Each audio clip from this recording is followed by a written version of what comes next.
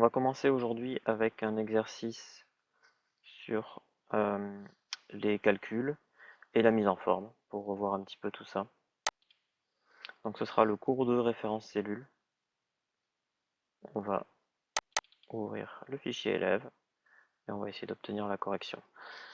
Donc là, on va avoir des données, on va faire des calculs et puis on va essayer de reproduire de façon rapide pour éviter de perdre du temps, puisqu'on va avoir plusieurs fois la même chose à faire. On va ouvrir la correction.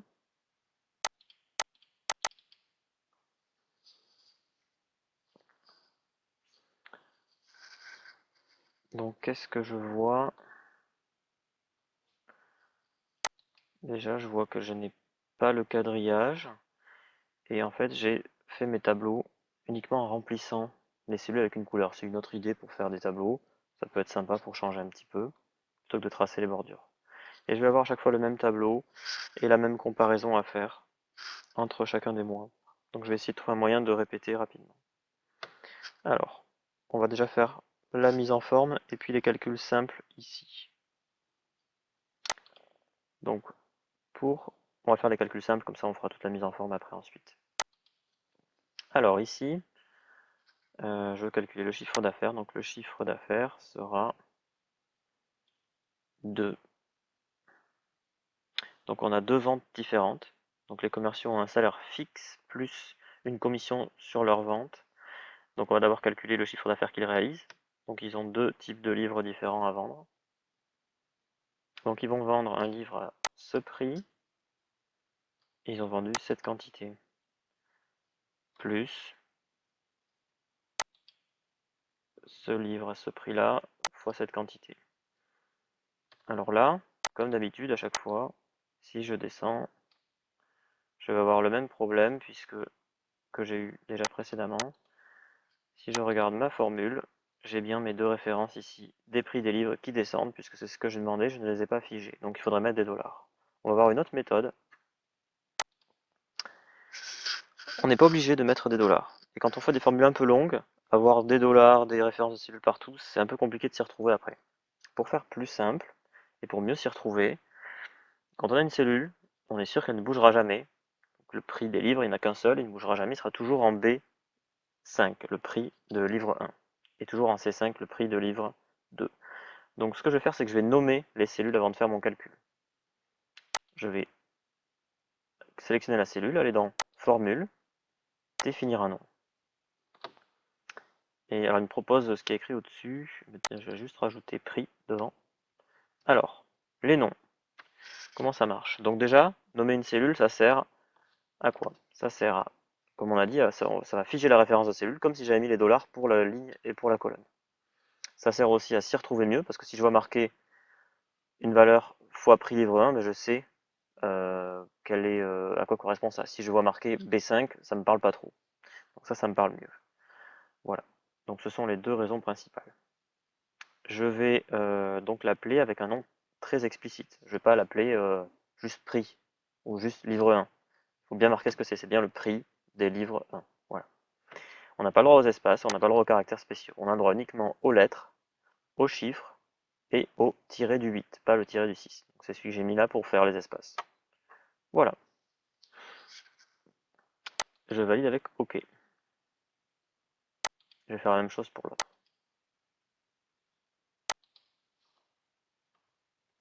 Prix, livre 2.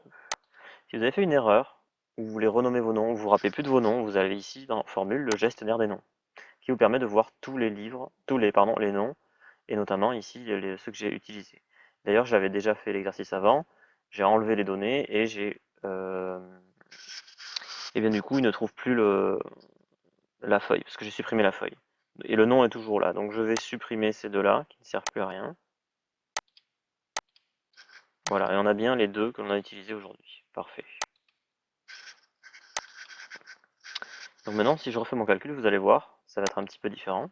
Je vais faire ça fois ça, plus ça fois ça. Qu'est-ce que ça met? Du coup, ça met le nom en priorité. S'il y a un nom, si la cellule est nommée, ça mettra le nom. Mais on peut toujours aussi utiliser B5 si on veut, il n'y a pas de souci. Voilà. Si on ne veut pas figer cette référence, on peut utiliser B5. Si on veut la figer, on peut utiliser le nom. Voilà, et on a bien le même résultat. Je vais recopier, et cette fois-ci, il n'y a pas de souci, c'est bon. Je contrôle toujours quand je recopie. C'est bon. Parfait. La commission, ça va être le même principe. Alors j'ai oublié de la mettre. On va la mettre juste à côté.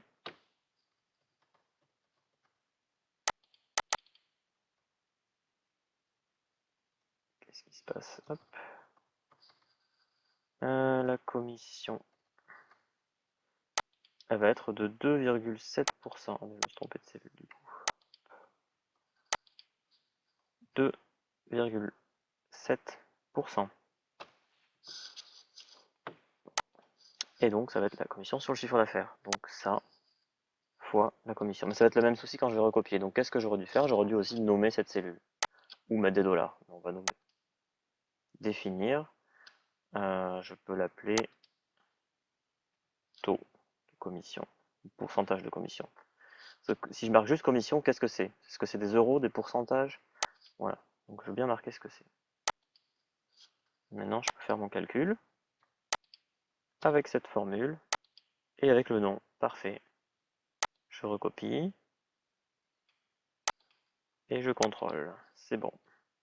Et donc, le commercial, il va avoir son salaire fixe plus la commission qu'il touche. Voilà. Parfait. On va s'occuper des calculs en bas, c'est plutôt simple. On va avoir une moyenne à faire. Moyenne des livres, des quantités de livres. Là, il n'y a rien de spécial. Ah, petit souci avec mon clavier.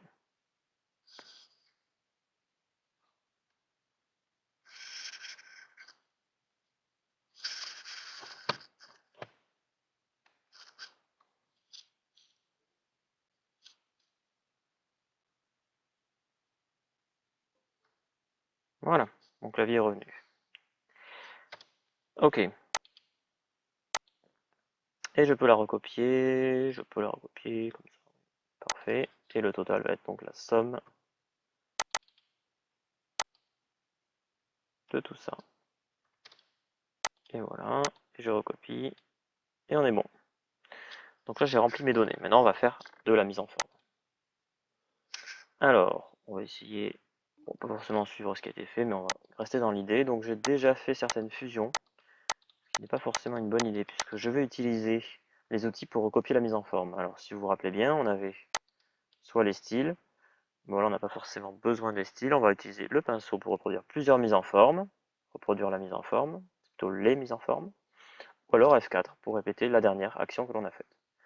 Et le souci, c'est que la fusion des cellules est aussi une mise en forme. Donc je peux avoir la même couleur ici que ici.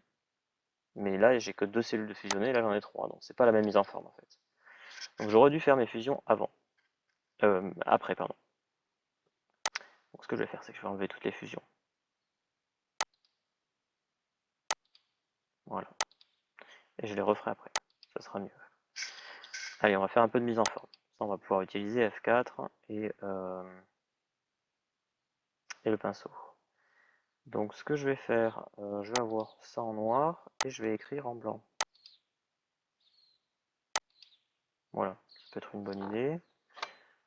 Je vais faire la même chose peut-être sur d'autres endroits.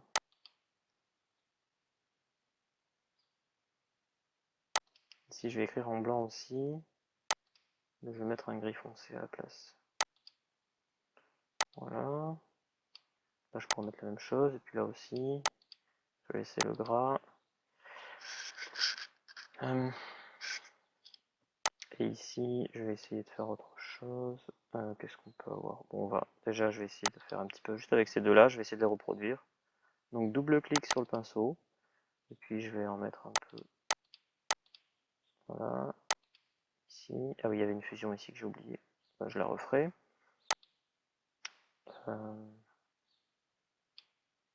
Faire ça. Ça. Bon, je vais tout faire. Hop. Et puis, je vais, hop, annuler ça. Et je vais prendre celui-ci. Double-clic avec le pinceau. Hop, on va le faire ici. Je me suis trompé, c'est pas grave, on nettoiera après. Et voilà. Alors, j'efface la mise en forme, là où je me suis trompé. Parfait. Et puis là, je vais donc faire des fusions. Alors, et là, je vais faire fusionner et centrer. Je vais le faire ici aussi. Donc, je vais faire sélection et F4. F4, F4, F4. Donc, c'est fusionner. C'est pas le nombre de cellules, mais c'est l'action fusion qui est répétée, donc ça marche. Parfait. Et il va me rester, je vais oublier ici en bas. Là, je vais en prendre un sans fusion. Je vais mettre ici. Parfait. Et puis, je vais faire un petit peu de juste du remplissage pour mieux voir. Hop, avec des gris clairs. Tac. Et F4. Ça n'a pas marché. Hop, je vais essayer celui-là. Voilà. Et puis, je vais faire une autre couleur ici.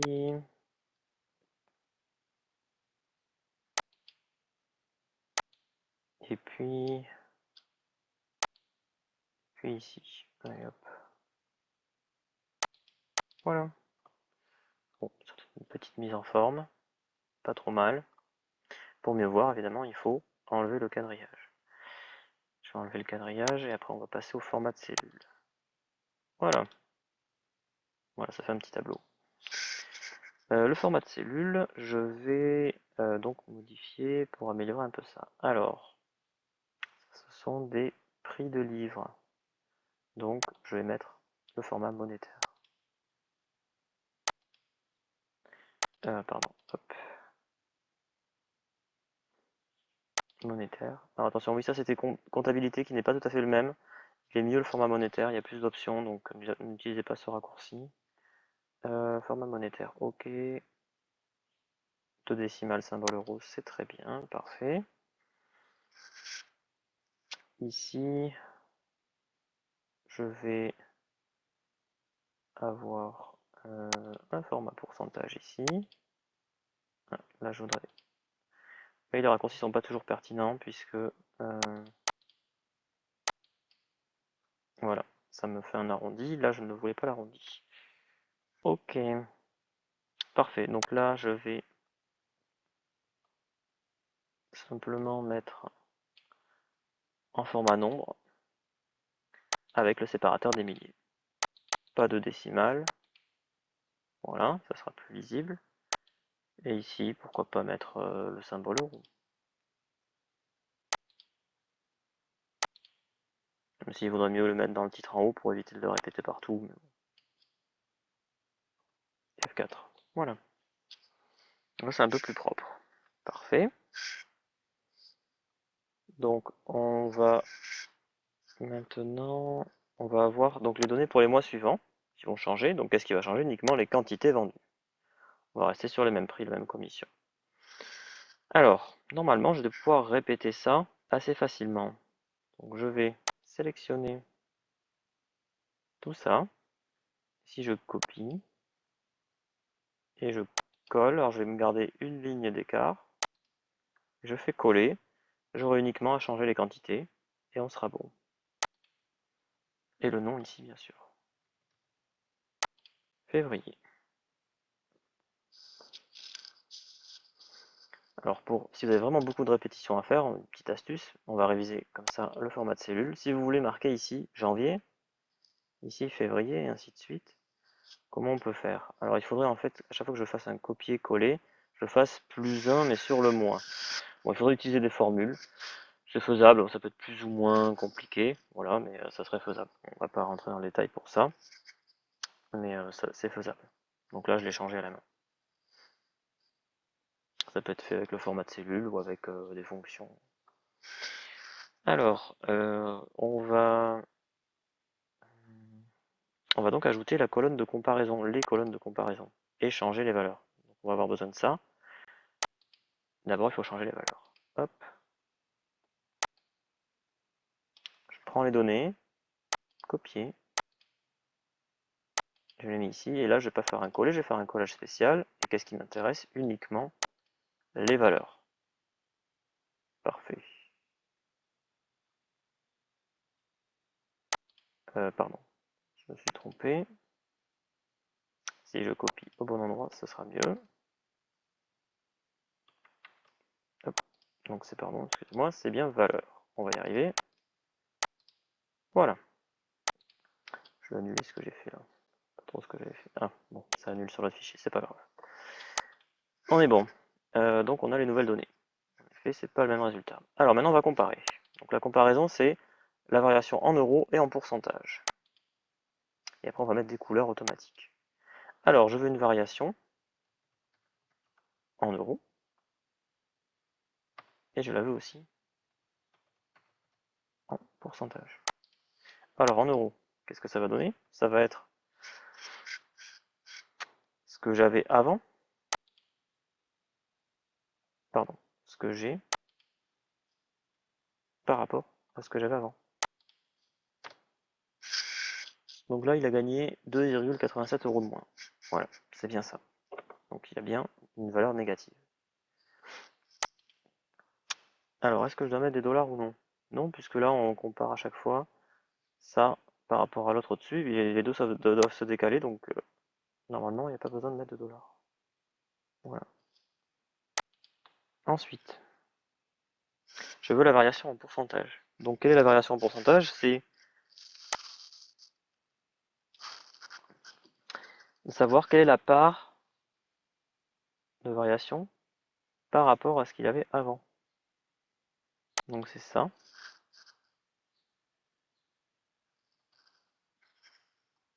Par rapport à ce qu'il y avait avant.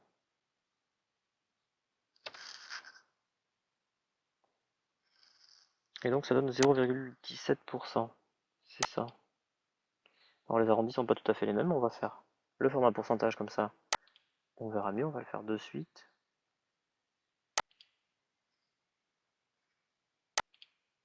Avec deux décimales, voilà parfait, 0,17%. C'est super, maintenant on va faire un petit peu de mise en forme, donc je vais prendre... Ah, il y a des fusions partout, non pas ici. Hop. Parfait. Et ici je vais mettre, donc je dois recopier, et je dois laisser libre, pas de dollars. Voilà, c'est bon. Maintenant j'ai besoin de mettre en forme en couleur. Donc si c'est négatif, je voudrais que ce soit en couleur. Alors pour faire ça, c'est plutôt simple. On va réviser la mise en forme conditionnelle. Je sélectionne tout, parce que ça va être la même problématique pour les deux. Et je vais faire une mise en forme conditionnelle. Et donc si c'est inférieur à 0, je vais juste mettre le texte rouge. Parfait. Et voilà, on est bon. Donc on peut voir de suite ceux qui ont fait moins que le mois précédent. Voilà. Donc maintenant, quand je vais faire mon copier-coller pour mars, je vais avoir à prendre ça en plus. Je vais garder le même écart entre, c'est-à-dire une ligne, et normalement, c'est bon. Voilà, parfait. Donc là, il n'y a pas de variation puisque ce sont les mêmes valeurs. Je vais changer les valeurs avec mars.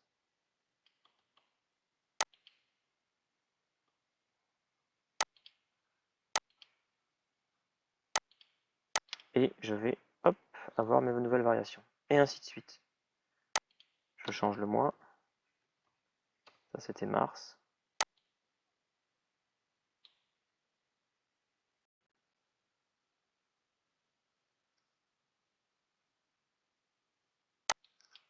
Donc maintenant, je vais copier avril, pour avril. Hop. Donc ça, ce sera avril. Et ainsi de suite. Pour tous les mois.